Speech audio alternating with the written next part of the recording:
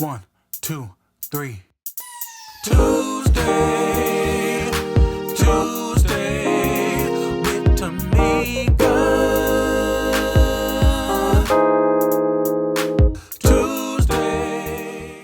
Hey, welcome to Tuesday with Tamika. We are so excited that you are back joining us for another episode in the month of December. I'm super excited about this next 30 days and what we're going to be learning as we launch into 2023. Can you guys believe that we are going into 2023? Doesn't it feel like we was just popping bottles and celebrating for 2022? Geez, I remember as a little girl, my father always said, time waits for no man. And I truly believe that to be so. So as we are getting ready and geared up for the new year, let's make sure that we clear out any residue from our past, anything for 2022 and beyond that is holding us hostage. So as we jump into this week's episode, I want us to go over our 4 pillars. This is the staple of Tuesday with Tamika, and I am gifting you these to make them a part of your life as well. So remember, we live a life to inspire and not impress. We are able to turn our trials into treasures. We lift as we climb, and we allow God to fully restore us. In this episode, I want you to lean in. We're going to be talking about something that may be a little bit difficult to talk about. But like one of my guests said in a previous episode, it's those sandpaper moments, those rough things that edge us out and make us to be our ideal self in the highest version of ourselves. So today, we're going to be talking about the mother and the father womb. The reason why I want to talk about these things is because I believe that in 2023, we are going to prepare for the best life that we have ever imagined. Y'all remember that song, The Best Is Yet to Come? I believe in 2023, the best is truly yet to come. But before we get to the best, we have to deal with the rest. Did you get that? Have you grabbed your notebook? Have you grabbed your pen? We're getting into the coaching. We're getting into the teaching. Here on Tuesday with Tamika, I truly want you to have anchors, things that hold you down, things that center you when life be lifing, when life gets rough. So today, I'm going to be giving you some of those anchor statements, and we are going to be talking about dealing with the mother and father womb. But before we do that, I want to do this exercise with you. I want you to close your eyes. Close your eyes. I see you. I want you to close your eyes and imagine a swimming pool. I want you to literally imagine what a swimming pool would look like if you designed this swimming pool. If it was your idea, your concept, what would it look like? Do you have that image in your head? For me, it would be one of those infinity pools with dark blue marble and overlooking the ocean. You know I'm from California, y'all. We want water on top of water, okay? It would be kind of a lazy pool with pillows all around it. I would have my kids splashing in the background, and I would have friends over. It would be beautiful. I mean, serene. That's what my swimming pool looks like. I wonder what your swimming pool looks like. Now I want you to imagine that same beautiful swimming pool that you pictured is empty. There's no water in it. Don't panic. This is a good thing. Because you hold the hose. You are able to fill up that swimming pool with as much water as you want. Here's where we run into a little bit of an issue. Some of your water hoses have big knots in them. Others there's holes all throughout the water hose. And because of those knots and those hoses, you aren't able to fill up the swimming pool to its highest capacity. You rocking with me? You know where we're going? That's exactly what happens when we don't address the mother and father wounds of our life that keep us feeling empty. So today, I want you to give yourself permission to feel. I want you to give yourself permission to acknowledge the pain of your past so we can move past it. Here's a writer downer. You can't heal what you hide. Many folks are living in a perpetual state of their past because they have not dealt with it. So let's get into the 9 different types of mother and father wounds that many people deal with. So the first one is the narcissistic wound. This wound comes when your parents have told you things and have said things to you that made you feel like you were only born or created to serve them.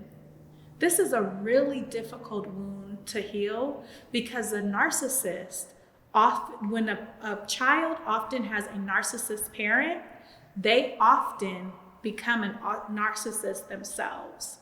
So the narcissistic parent often tells their child that their existence is only to serve mommy. You make mommy sad when you do that. You make mommy sad when you do this. So then the child grows up with really a lack of identity unless they are pleasing mom. So what do you think happens? They grow up and they look for relationships in narcissists.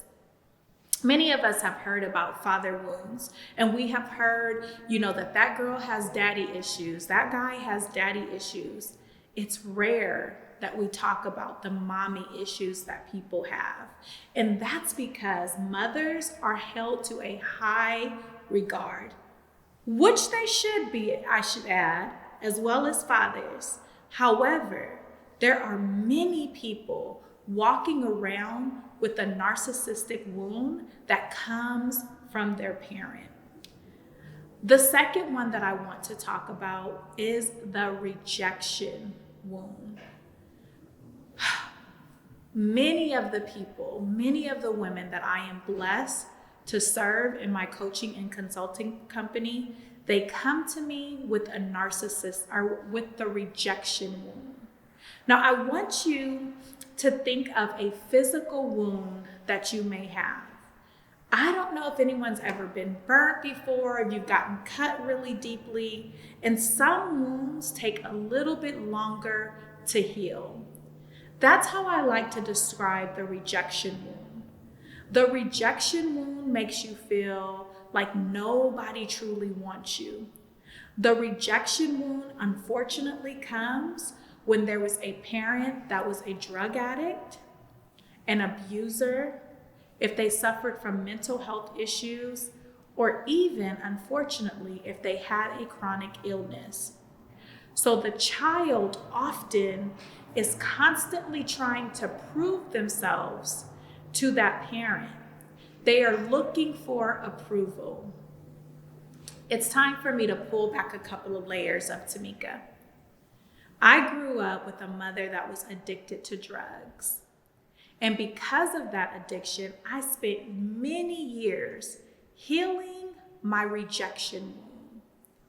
I often wondered, why was I not good enough for her to choose me instead of the drugs? You'd understand what comes next. Because of me looking for her to choose me, I often found myself in relationships with men that weren't choosing me.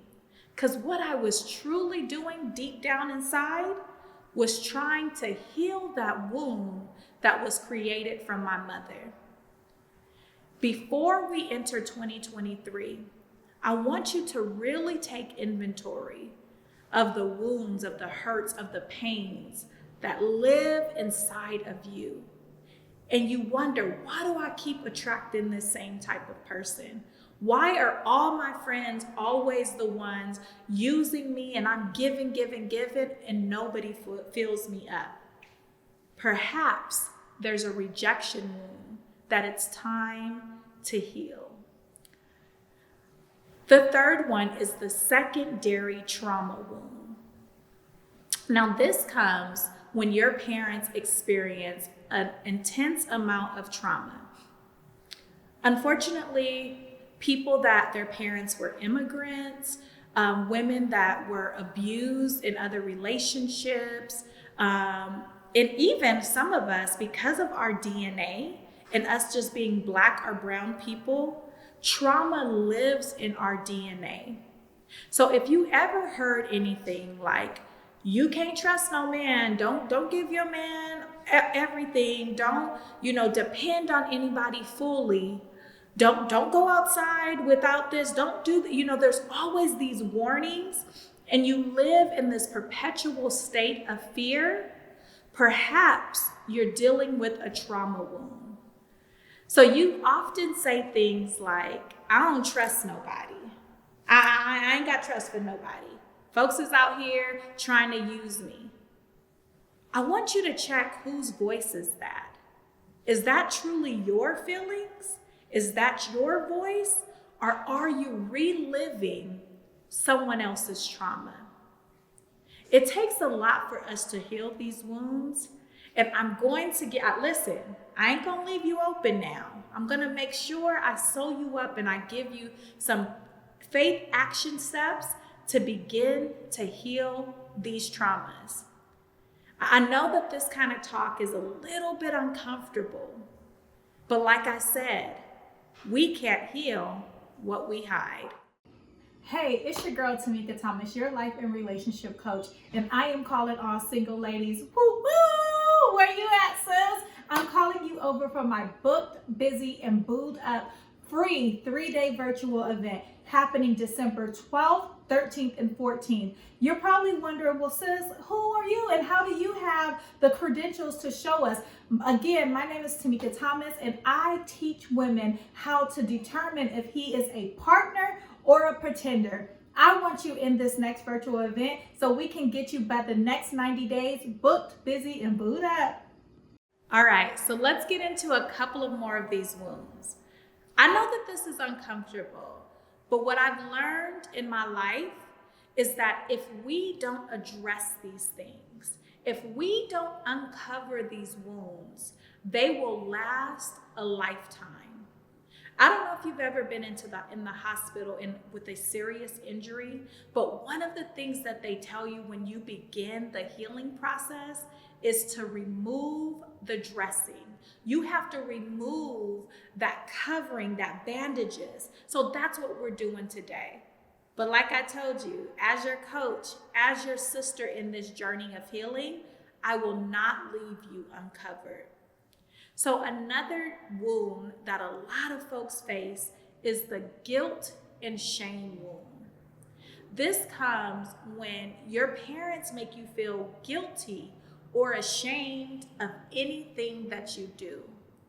Coupled with this is the not enough wound.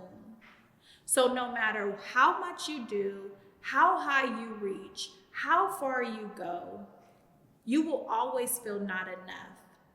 The guilt and shame wound is one of the most toxic two emotions that any human being can feel. So it bleeds off into the not enough wound. Let me kind of break this down for you. Maybe you were that student that got all A's, but then you got that one C. You struggled in math, you struggled in science, you struggled in history. Your parents overlooked all those A's and only focused on that C. So you know what you begin to do? You begin to perform, and you begin to start to feel like you need it to be perfect. So you develop this not enough wound. So in relationships, on a job, in social situations, you never feel like you're quite enough.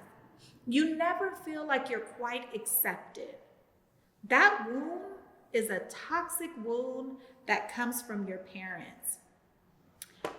Two more wounds that I want to touch on, and then I'm going to share with you how to identify if you have these wounds. So the next wound that we're going to touch on is the identity wound. This comes when your parent, particularly your mother, tells you things like, I always wanted to live in Paris, and so now she forces you to live outside the country. I always wanted to marry or date this type of man, and so now you end up dating this type of man. I've always wanted to X, Y, and Z, fill in the blanks. And so now you don't even have a strong sense of self. You don't realize that, like the word of God says, you are fearfully and wonderfully made. You only live your life to please mom or to please dad. So now you are walking around with this wound, not knowing who you truly are. So then when Mr. Right walks into your house, into your room, knocks on your door, you don't even know what you like, what you want, what you need. Because mom, what's that TikTok? Mom's voice lives rent-free in your head. I need you to know that there's a great reason to heal this type of wound. The last wound that I have to touch on is the financial wound. So this is when you've lived in extreme poverty. What happens with this wound is the spirit of oppression and depression attaches itself to you. You often feel like nothing is enough. You never have enough money. You never have enough time. There's never enough, because there's a financial wound deep, deep inside of you that makes you really feel like you're not valuable. This happens when mom and dad have said things like, money don't grow on trees. When you walk into the grocery store, you don't need nothing, you don't see nothing, because you ain't got nothing, right? And so now this wound of you're not being valuable leaves you at only making a certain amount of money, only doing a certain amount, because you're wounded. Let me share with you how the 4 reasons to know if you are dealing with any one of these wounds. Now, I want to remind you, these are just a couple of the wounds that many people deal with. And you may ask me, well, Tamika, why are we even talking about this? Because we can't heal what we can't hide, or what we hide. And we can only build to the level that we heal. So it is imperative that we remove and take the covers off of these things so we can live the life that God has called us to live. So the first one, signs that you are wounded. You lack emotional awareness. Number 2, you do not have the ability to self-soothe. So you are always looking for people, places, and things to fill you up. Number 3, you have difficulties with relationships. And number 4, you continue to repeat these cycles. I don't know if you've ever seen a washing machine that is overloaded. And there's so much stuff. Maybe you're washing your blankets, you're washing your pillows, and you go check on it to see if it went through that spin cycle. But what do you hear? That da-dum, da-dum, da-dum. It's off balance. The cycle has not completed. That's what happens when we have these wounds. We live in this perpetual state of da-dum, da-dum, off balance. So today, not only are we uncovering those wounds, but we're lifting that metaphoric washing machine so we can adjust some stuff, move some stuff around, so we can rinse through this cycle. So in 2023, You will never have to deal with the things that you're dealing with today. So here's the good part. Y'all still with me? Y'all still with me? All right. How do we heal these wounds? How do we heal these wounds? This is my favorite part of teaching about the mother and father wound. Y'all got your pens? You got your paper? Let's go. So the first thing you do is you have to express it. You have to express the wound. Find a trusted friend, family member to talk about the wound, to talk about these things that you've experienced in your life. It is imperative that while talking about it, you do not edit. What is editing? When you say things like, my parents did the best they could with what they had. Although that may be true, you still suffered from that process. So you have to be able to freely talk about it. The second way that we heal these wounds is we begin to love and reparent ourselves. Because the truth of the matter is, our parents probably did the best they could with what they had.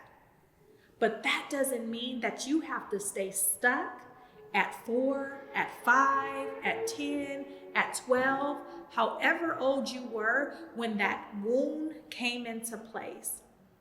Imagine someone saying, well, my arm is broken, so I'm just gonna leave it broke. No, we put in the work to heal that broken arm. So loving and reparenting yourself is imperative for healing. Number 3 is we develop self-awareness. You have to take time to heal, to really know what you need in different situations. And number 4 is we practice radical forgiveness. All right, here's the opportunity for me to give you some faith action steps. In order to express your pain, I want you to write a dear mom or a dear dad letter. We're not editing. I want you just to express how you feel in this letter. Write it all out. Ain't nobody gonna hear this but you. Ain't nobody gonna see this but you. So get it all out on paper. In order to parent and start to love yourself, I want you to develop a self-care practice. This does not involve getting a massage, getting your nails done. It don't involve any of that. It involves really finding out who you are and what makes you feel loved. Also, in reparenting yourself, you gotta spend time playing. So I want you to discover some things that make you feel like a little kid again. Go ride your bike.